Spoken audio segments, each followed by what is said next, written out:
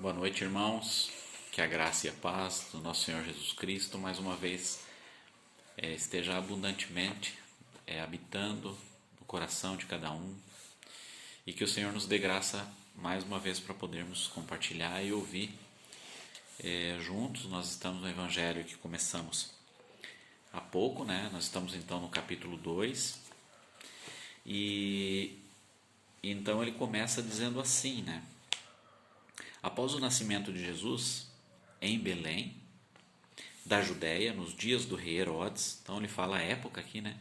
Falando dos dias do rei Herodes, eis que alguns sábios vindos do Oriente chegaram a Jerusalém. Nós temos essa situação acontecendo. E eles indagavam o seguinte, ó, onde está aquele que é nascido rei dos judeus? Eles vieram fazendo essa pergunta. Eles queriam saber onde é que estava aquele, né, que nasceu e que é o rei dos judeus.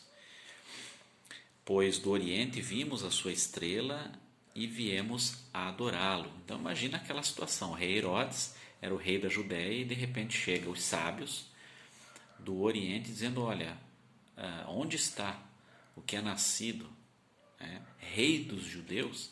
Certamente, né, diz ali no 3, ó, quando o rei Herodes ouviu isso, ele ficou perturbado. E diz ali também que toda a Jerusalém com ele. Tendo reunido todos os príncipes dos sacerdotes e os escribas do povo, perguntou-lhes onde havia de nascer o Cristo. Então, né, eles responderam, em Belém da Judéia, pois assim escreveu o profeta. E eles citaram ali, ó, mas tu, Belém da terra de Judá, de modo algum és a menor entre as principais cidades de Judá, pois de ti sairá o guia com letra maiúscula, né, o guia, que como pastor conduzirá Israel, o meu povo.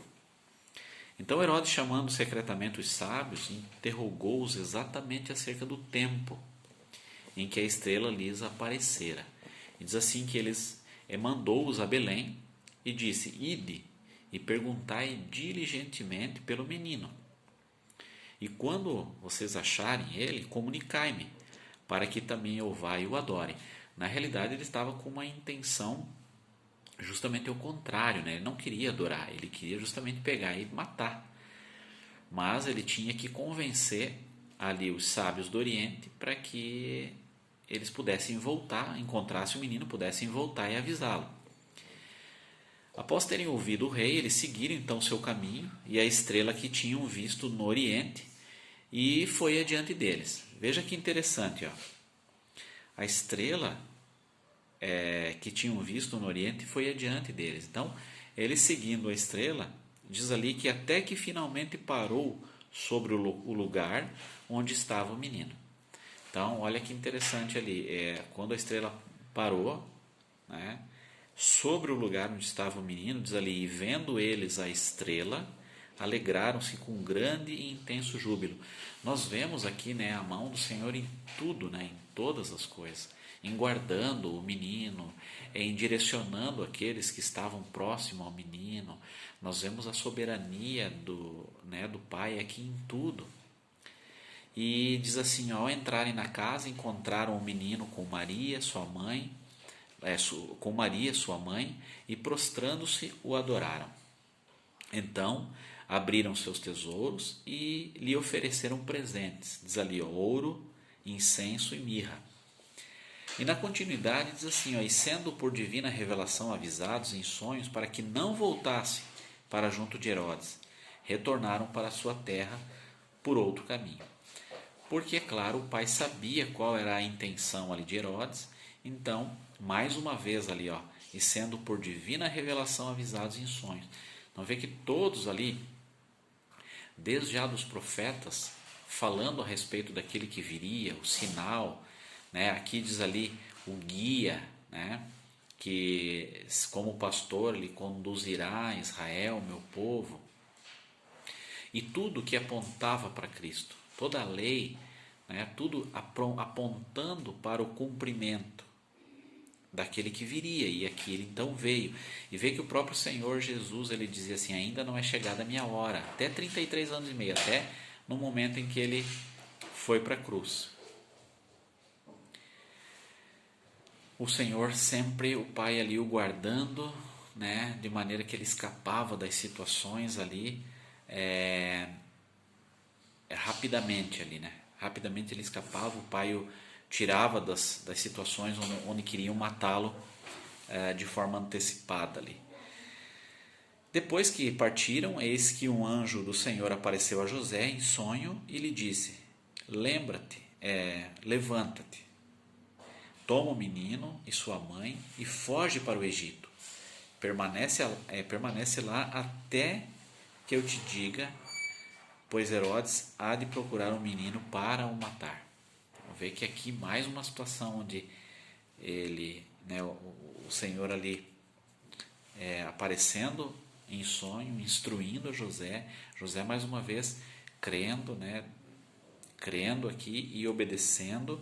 Diz ali que José então se levantou, tomou o menino, sua mãe, a mãe do menino, né, Maria, durante a noite partiu para o Egito e esteve lá até a morte de Herodes. E assim se cumpriu o que o Senhor tinha dito através do profeta: do Egito chamei o meu filho. Essa profecia está lá em Oséias, no capítulo 11, no versículo 1. Quando Israel era menino, eu o amei muito, e do Egito chamei o meu filho. Então aqui o cumprimento acontecendo. Quando Herodes percebeu que havia sido iludido pelos sábios, ele irou-se terrivelmente e mandou matar todos os meninos de 2 anos para baixo, em Belém e em todas as circunvizinhanças, de acordo com as informações que havia obtido dos sábios. Então se cumpriu o que fora dito pelo profeta Jeremias. Ouviu-se uma voz em Ramá, pranto e grande lamentação. É Raquel que chora por seus filhos e recusa ser consolada, pois já não existem. É interessante entender isso aqui, porque quando fala dessa profecia se cumprindo aqui, essa passagem é falada lá em Jeremias, no capítulo 31, no versículo 15. Tá? Mas é só para que a gente entenda o cenário. O que acontece lá, ela foi uma parábola, né, dita. Uma parábola por quê? Porque essa terra de Ramá, que ficava aproximadamente 100 quilômetros, 2 horas ali de Jerusalém, ela era uma terra também conhecida e abreviada como Ramote Gileade. No livro de Josué, no capítulo 18, no versículo 25, justamente é o que? É uma terra que foi deixada de herança para os filhos de Benjamim. Tá? E nessa profecia aqui de Jeremias, quando fala a respeito disso, está falando no versículo 15 assim, 31:15. Assim, pois, declara Yahvé: eis que um clamor se ouviu por toda Ramá, lamentação, amargura e muito pranto. É Raquel chorando por seus filhos e de nenhum modo se deixa consolar, porque já não existem.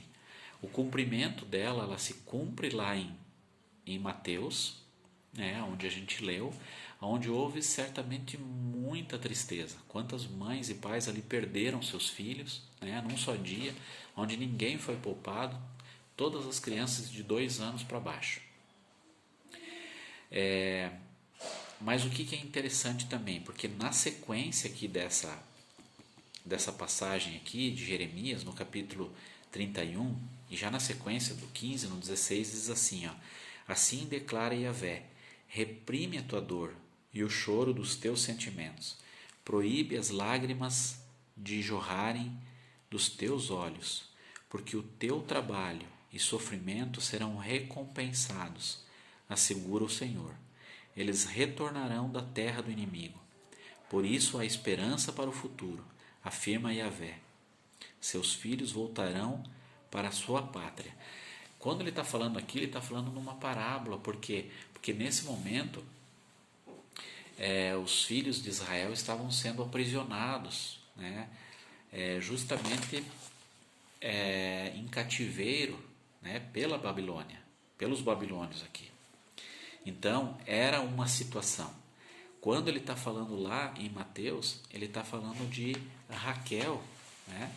Também, como ali a Raquel, esposa de Jacó, nós vemos que o significado, quando ela fala ali de Raquel chora por seus filhos e recusa ser consolada, o significado é muito interessante, porque assim, ó, ele representa tanto o choro, mas ele representa também a redenção, né? Porque veja assim, ó, com Jacó, né? Como Jacó e Raquel eles choraram a suposta morte de José. Eles pensaram que ele havia morrido, mas na realidade ele foi vendido como escravo lá no Egito, né? E os pais então acharam que ele tinha morrido, prantearam ele. E veja que Benjamim foi usado como instrumento de Deus para o resgate. Se nós olharmos para esse texto, quando diz assim, ó, é Raquel que chora por seus filhos e recusa ser consolada, pois já não existem. Então esse choro de Israel ele representa, né, sim, essa tristeza de tudo o que aconteceu nesse dia, nessa região aqui de Ramá, mas também ela representa a redenção, porque nós vemos aqui no próprio texto, o Senhor Jesus né, o renovo, ele sendo usado como instrumento de Deus para resgate de todo aquele que aceita-o como Messias. Então, é uma passagem um pouco mais complexa, mas é muito interessante quando ele cita isso. Ele está falando do choro aqui de tristeza, né? Mas ele também está falando a respeito, né, do renovo, que há esperança, um instrumento de Deus ali, o Filho de Deus, sendo usado para redenção. Assim como os sábios ali, eles perguntaram, né, e disseram assim, né, onde está aquele que é nascido o rei dos judeus? E na sequência diz assim, após a morte de Herodes, eis que um anjo do Senhor apareceu em sonho a José no Egito e disse-lhe, dispõe-te, toma o menino e sua mãe e vai para a terra de Israel, porque já estão mortos os que procuravam tirar a vida do menino. Então, mais uma vez, vê que José ouvindo, obedecendo, diz assim, então José se levantou, tomou o menino e sua mãe e foi para a terra de Israel. Aqui diz assim, foi para a terra de Israel. Mas ao ouvir que Arquelau estava reinando na Judéia em lugar de seu pai Herodes, teve medo de ir para lá. Contudo, tendo sido avisado em sonho, por divina revelação, seguiu para as regiões da Galiléia. Vê que, rumando ali a Judéia, teve medo e diz que em sonho, né, divina revelação, sendo avisado em sonho por divina revelação, seguiu para as regiões da Galiléia. Nós vemos que o próprio José, ali, quando fala em Lucas, né, do recenseamento, da contagem, ele era dali. Então, nós vemos que também fala, nessa sequência, diz assim, ó, ao chegar, foi viver numa cidade chamada Nazaré. Cumpriu-se assim o que fora dito pelos profetas. Ele será chamado Nazareno. Então, quando fala aqui, ó, cumpriu-se assim o que fora dito pelos profetas. Por quê? Porque ele não está falando assim, ó, se você procurar nas escrituras, você não vai ver algum profeta dizendo que Jesus ele seria de Nazaré, da cidade de Nazaré. Mas diz assim, ó, fora dito pelos profetas, ele será chamado Nazareno. Porque quem era de Nazaré era conhecido naquela época como um local assim de desprezo, né? Era um local assim de quem vinha de lá era humilhado, né? Então, quando diz assim que ele será chamado Nazareno, os profetas estavam dizendo não simplesmente que ele vinha de Nazaré, mas que ele seria humilhado.